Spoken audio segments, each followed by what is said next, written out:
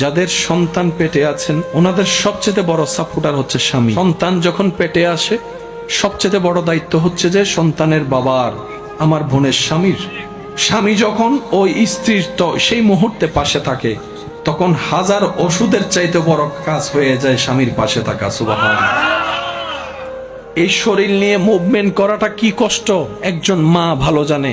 এটা আমরা পুরুষ জাতি দেখতে পারবো, অনুভব করতে কখনো বরাবর পারবো না। সেজন্য স্বামীর উচিত স্ত্রীর এই কঠিন মুহূর্তে যতই ব্যস্ততা থাকুক দূর থেকে হলো ফোনের মাধ্যমে, কথার মাধ্যমে এমনভাবে স্ত্রীকে খুশি রাখা।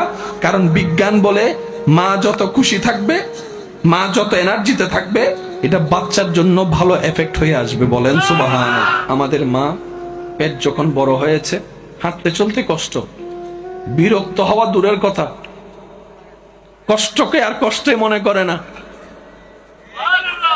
স্বপ্ন দেখা শুরু করছে, কখন জানি আমার সোনার মানিক আসবে, কখন জানি আমার সোনার মানিকের চেহারাটা দেখব। এবার আপনার আমার মার সেই পেটে থাকা অবস্থায় ঘরের কাজ তো আর বন্ধ রাখা যায় না।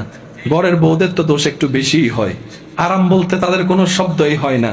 সারাদিন কাজ করে রাতের বেলা শুনতে হয়, সারাদিন কি কাজ করলা তুমি। এটাই আমাদের সমাজ। কথা বলেন ঠিক কিনা? আমাদের মা যখন রাত্রে সারা দিন কাজ করে রাত্রে ঘুমাতে গেল, কারণ রাত্রের ঘুম সকালের এনার্জি দিবে কাজ করার, সেই দিন রাত্রে আপনি আমি আমাদের মাকে ঘুমাইতে দিই নাই। কিছুক্ষণ ডান দিকে লাথি মারি, কিছুক্ষণ বাম দিকে লাথি মারি, পেটের মধ্যে লাথি মারতেই আছি। কিন্তু মা বিরক্ত হওয়া তো দূরের কথা, কাঁচা ঘুম ভাঙলে বিরক্ত হওয়া তো দূরের কথা। মা কেমন জানি মুস্কি মুস্কি হাসছে, মুস্কি মুস্কি হাসছে, মুস্কি মুস্কি হাসছে। মায়ের চেহারার মধ্যে আলাদা একটা রং দেখা যাচ্ছে। লাথি খেয়েও ব্যথা পেয়েও হাসতে জানে কে? মায়ের চেহারাটা একটু দেখেন। সুবহানাল্লাহ। একদিন দুই দিন হলে মেনে নেওয়া যায়, এক সপ্তাহ হলে জোর করেও মানিয়ে নেওয়া যায়। এটা তো একদিন দুই দিনের সফর নয়, 9-10 মাসের সফর। এখানে আবার সংসারও সামলানো লাগছে, বাচ্চা থাকলে বাচ্চাও সামলানো লাগছে, আবার এই বাচ্চার দিকেও খেয়াল রাখা রাখছে। কিন্তু বুঝাতে চাচ্ছি, ঘুম নষ্ট করেছি মায়ের, মা বিরক্ত হয় নাই। মাকে আঘাত দিয়েছি, মা বিরক্ত হয় নাই। বমি বমি ভাব আমার কারণে হয়েছে, মা বিরক্ত হয় নাই।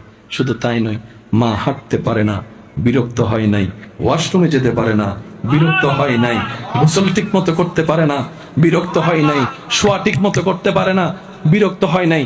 যেতে যেতে লাস্ট মোমেন্ট যখন চলে আসছে, তখন কঠিন মুহূর্ত যখন আসলো, ডাক্তার বলে সিচুয়েশন খুব জটিল, এই দুইজনকে একসাথে বাঁচানো আমাদের পক্ষে সম্ভবপর নয়। হয়তো মাকে বাঁচাতে হবে, না হয় সন্তানকে বাঁচাতে হবে। সবাই চিন্তা করলো কি সিদ্ধান্ত নেওয়া যায়। সবাই বলে মা থাকলে সন্তান আরো আসবে। সবাই বলছে আত্মীয় স্বজন, স্যার ডাক্তার মাকে বাঁচান। ডানে বলে মাকে বাঁচান, সামনেওয়ালা মাকে বাঁচান, পিছনওয়ালা মাকে বাঁচান। আপনার ছেলের গোষ্ঠী বলে মাকে বাঁচান, মেয়ের গোষ্ঠী বলে, পরিবার বলে মাকে বাঁচান, সবাই বলে মাকে বাঁচান। ডাক্তার বলে যে একটু মাকেও তো জিজ্ঞেস করি উনি কি বলতে চায়। সবাই বলে মাকে বাঁচান। মা বলে যে ডাক্তার কারো কথা শুনেন না, কারো কথা শুনেন না, আমার সোনার মানিকটাকে বাঁচান, আমার সোনার মানিকটাকে বাঁচান। আমি দেখেছি পৃথিবীর রংটা কেমন, আমার এই আগন্তুক সন্তান এখনো দেখে নাই। সূর্য কাকে বলে, চন্দ্র কিরকম হয় সে দেখে নাই, আমার সন্তানকে বাঁচান।